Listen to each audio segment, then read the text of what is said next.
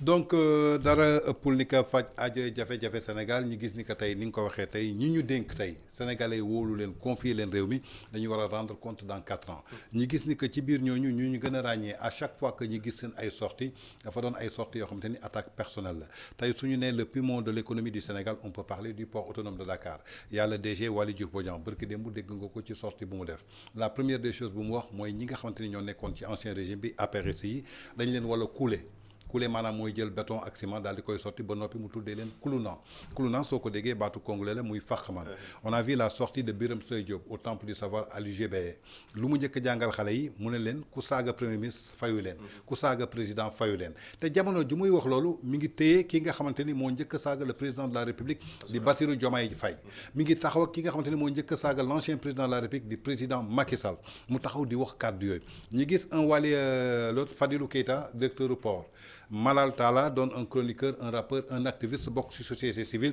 yàgg défendre injustice mu ne tey li mu wax jëmale ko suñu bëggee bafouer restreindre la liberté d'expression les armes vont sortir tey le procureur doit s'autosaisir tey ñi gis ni que Abbas Fall génnaat tey ci suba daal di attaquer le retour du président Macky Sall parce que ñemewul teg tànkam ci Sénégal est-ce que tey yow am nga possibilité wala am nga yaakaar que ce nouveau régime là qui avait vendu un rêve aux Sénégalais dañu nekk ci posture boo xamante ni dañu war a changer. xam nga déjà damay commencer ak les propos de Malal. bi ñuy bëgg a déformer. waaw mais l'histoire a ébruité a montré bien sûr. askan bis boo leen demee ba tënk leen. amatuñu possibilité wax seen xalaat. ci yoon nam ko bind nam ko nangoo. tôt ou tard dinañ ut yeneen moyens yi nga xam ne peut-être c'est pas des moyens effectivement régaliens. waaw te kenn souhaité ko. moo am ci révolution industrielle moo am feneen ak feneen. donc foofu la bëgg a waxee te il a parfaitement raison. ñaanuñu yàlla nag yegg foofu. amiin moo tax it ñu ne leen dañ delloo si seen xel xam ni réew mi ñun ñoo ko bokk. ku ci ne am nga droit wax sa xalaat nga teg ko ci yat akum teggi. autre chose maintenant ci li nga wax. gis nga ce degré d'injure de toxicité. suñu moytul tôt ou tard ça va se retourner contre ñoom. et j'ai peur na bis muy retourner contre ñoom. vraiment que mu nekk loo xam ne vraiment lu gravissime la. parce que saaga ak i teggi worma. bi nga xam ne moom lañ bëgg a en tout cas teg dundee ko ci biir askanu Sénégal ba kenn amatul droit wax ba kenn amatul droit jëf ku fi wax wala nga jëf lu ñu saaga la wala teggi sa worma wala fàttaliku say démb pour man effectivement du teggin. du seen cër parce que munoo nekk en tout cas éternellement dans l'opposition. Ils ne sont plus dans l'opposition. Ils sont aujourd'hui dans le pouvoir. C'est des gens aujourd'hui censés porter et incarner la République. loolu nag dafa am beneen dimension bu lay yóbbu. de responsabilité. wax naa ko léegi-léegi en ayant en tout cas ce qu'on appelle le sens de l'État. le sens de l'autorité. le sens de la responsabilité. le sens du discernement. le sens du respect. le sens de l'ordre. le sens surtout de la discipline. loolu la ñuy xaar ci ñoom. du ko wax rek nga tontu.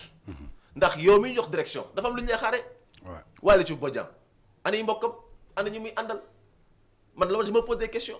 am na ñu ko fal mais def nga benn ñaar ñëpp effectivement génn ni du nii. mais ñi nga xam ne ñoo la fal par décret en l'occurrence le président de la République. su mënta wax ak yow mais dans le parti même. am na ñu mën a wax ak yow. sa njiit même ci politique nan la war a cadrer nee sëñ bi du nii. parce que on t'attend. on t'attend au carrefour. tey Waly Diouf Bodian tey c'est le poumon de l'économie du Sénégal lañ ko dénk. le port. am nga lu la doy mu boog tubay. am nga lu la war pas ngay nekk fii ci man damay ñaan est-ce que moom sax am na jotu liggéey. yow effectivement fépp fu waay waxee. fépp fu mu waxee. ak bépp bërëb bu mën a waxee yow tu es au courant maanaam yow daal moom dafa mel ni en tout cas da ngay xëy di gont ci réseaux sociaux. dara du la dépassé. dara ëmp la mais en fait yow kañ ngay liggéey. mais du noonu. ngal la du noonu nañ xoolaat seen bopp. Birame Souleye man c'est mon ami de Thiès man je le connais mais man ba ma déggee kàddu yi dama ne ah est-ce que jumul sax moom kay dafa waroon wax kenn nañ leen saaga moom kay da ci waroon boole boppam. moom kay bul tayle doomu jàmbur yi parce que ñoom ngay tayle suba suñu saaga ñu jàpp leen yóbbu est-ce que dinañ am possibilité sax effectivement pour wax ak yow ndax lu suñu la bindee sax ndax di nga leen tontu ndax li nga leen mën a sax seeti. du noonu surtout fa nga ko waxee la ñëpp di ñaawlu temple du savoir vous l'avez dit.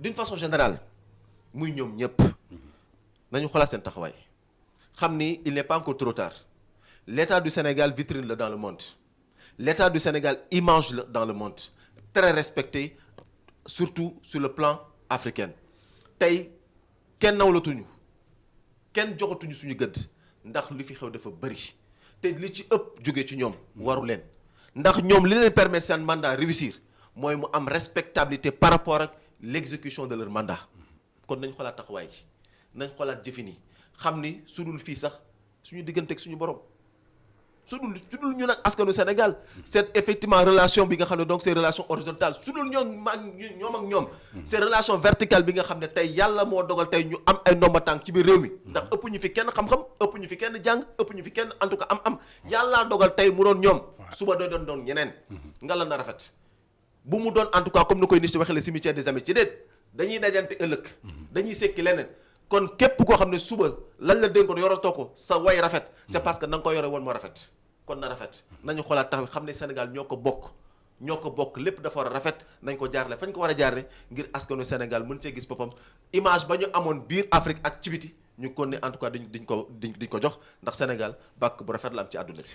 d'après ni nga résumé tey soo ma doon résoudre équation bi dañuy dugg tuuti ci mathématique tu nous as parlé de Waly Diouf Bodian directeur du port poumon de l'économie du Sénégal nga wax ñu tey Birame Souleye Diop ministre de l'énergie du pétrole et des mines tey ku ne économie ak koom-koom ak gàncax yaakaar naa ni foofu doon na benn élément bu clé ci réew bi nga ne Fadilou Keita caisse de dépôt et de consignation lépp lu ñuy consigner ci Sénégal muy ay caution muy lépp loo xamante ne tey jii da nga ko cautionné ci justice moom moo ko téye muy ay koppar tey suñu jógee ci moom dem ci Abbas Fall ñu ne ministre du travail et de la fonction publique ku ne travail mooy employabilité maanaam xëyu ndaw yi tey soo cumuler 4 personnages yooyu ñu représenté tey jii li nga xamante ne bànqaas bu am doole la tey jii pour que Sénégal taxaw ci miiram ñooñu ngay dégg tey ñuy génnee ci seen gémmiñ loo xamante ni sa doomu 5 ans rus na taxaw di ko wax yow tey soo ma doon résoudre équation bi ban espoir nga am par rapport ak régime bi ñu jàkkaarloo.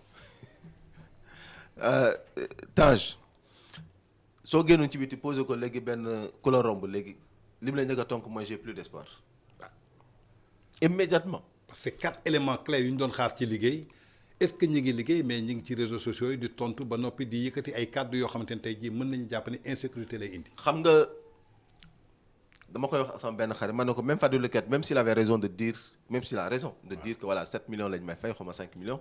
mais il a eu tort de le dire publiquement. waaw parce que li fi xew ak jafe-jafe yi ñenn ñi duñu xam ne sax pour ñu am 100 francs sax mais lu métti la si ñoom donc pour dire comme ni nga ko waxee mënuñoo xaar ci lu rëy ci ñoom.